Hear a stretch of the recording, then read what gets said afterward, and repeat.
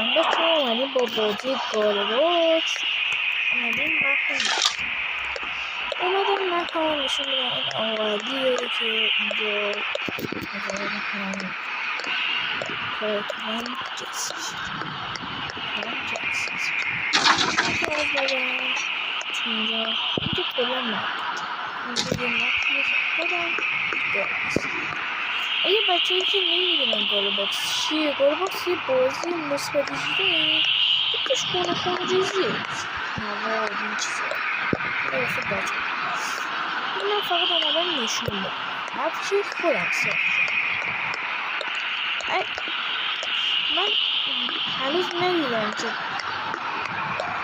قسمت ماینکرافت به 10 تا لایک برسه. من هنوز هیچی ازش نداشتم، ولی الان میخوام از گالباکس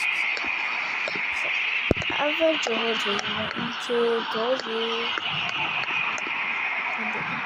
این که گوشی این چیزاست. اینجا مثلا پیام میدن که ها ما مواد میخوایم این چیزا. اولا اینجا لیست اینجا میرسه، اینجا چرا این چیزاست که ما پاشو تلویزیون رو باز کنیم تا بتونیم اینجا مواد درست میکنیم. تمام وسایل شده اینجا هم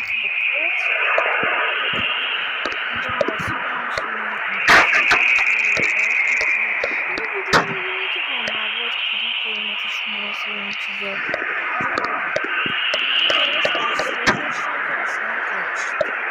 تعمیر میکردن اگر کسی پول نبود اینجا مینویسن که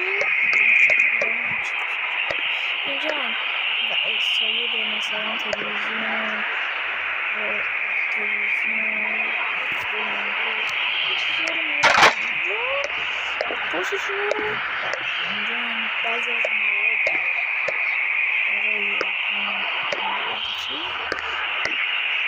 اینجا دوربینا رو چک میکنه.